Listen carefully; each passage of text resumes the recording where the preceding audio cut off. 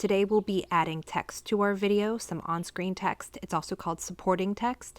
If it has motion, you can call it dynamic text. We'll see how we can do that as we go through. So we have different options. We have 4 different options. Sample, which is your basic on-screen text. One that is has a little blurry edge. One that has a panel behind it, which is very useful if you have your image is perhaps competing with your text. You want to make sure that it's legible to your audience. And then we have what's called lower thirds. The ones that are denoted with the gold crown have motion, and those are available through the upgraded options.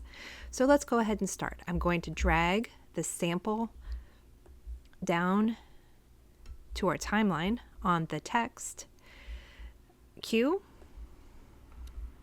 And so we see how that presents right in the middle.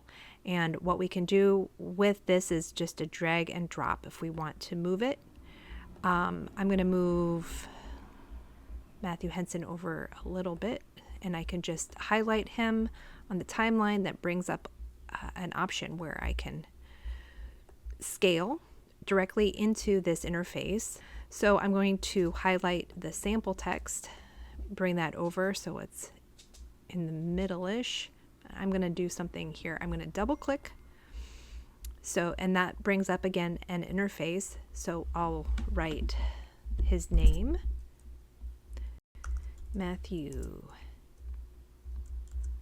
Henson, and I'm going to pull it up here a little bit. Going to align it left so it sits on the left-hand side of that. We don't have a whole lot of options. We do have a spacing option, which is kind of a cool deal. That can make sure that it doesn't look quite as separated. There's also one where you can stretch the text out a little bit. We don't have a lot of granularity there, but we do have that as an option. So I'm going to change we have the option to change the font. It's on Roboto right now. There's,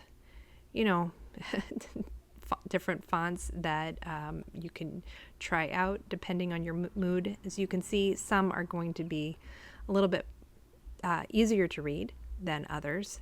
Again, we have our position here, our font size. We can use the arrows to change that, or we can type directly into there. I like it where it's at here. Let's again check the spacing. Yep, I think that's going to be as good as we can get. Let's go up to 5.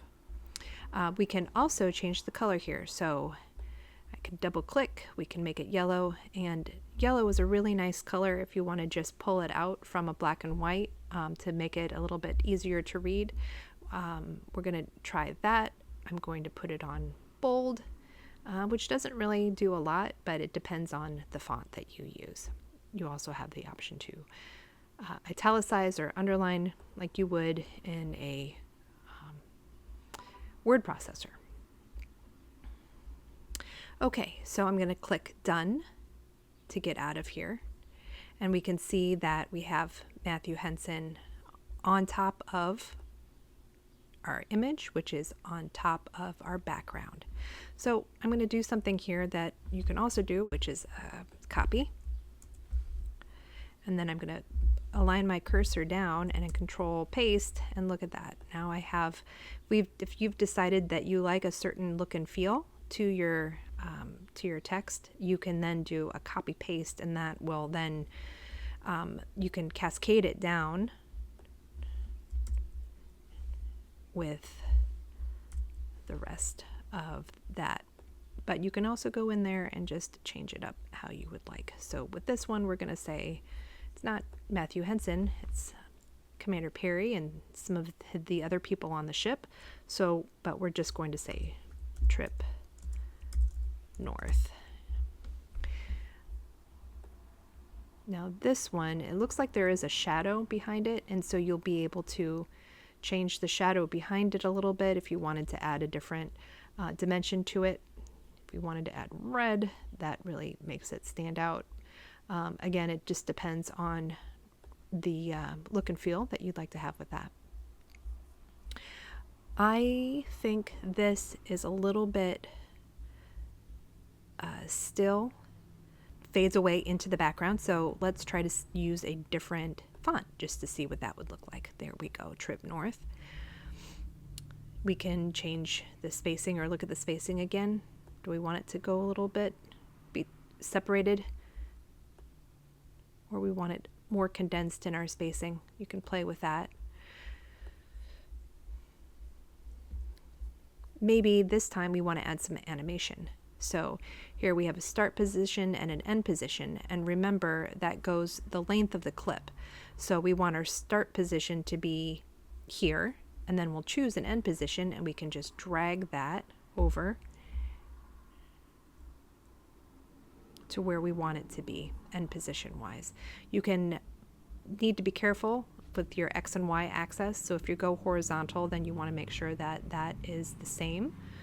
So 597 to 594. Let's make that 597 to make sure that it's directly across. So now let's play it from the beginning. Start position, play. We can see that there's a little bit of motion there. That's kind of fun. Okay, so next one, we have some other options here.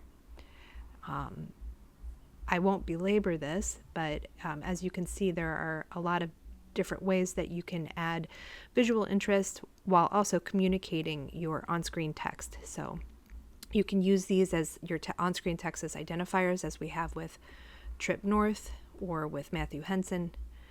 But what you can also do is add informational text that's directly taken from your visual script. So that would be, you know, on April 6th, 1909, Henson and team discovered the North Pole. And as you can see, it's really a lot too big for our image here. So what we'll want to do, highlight it all, and then we can drop down the size. Let's go to 100 and see what that gives us. So that is a little bit easier to read. It does not interfere with the major aspects of the image here. We can pull that over. So we have some informational text that's on screen that also allows the image to say what it wants to say. And you can play around with that to get the best look and feel as a title or subtitle, and deploy that across all of your images.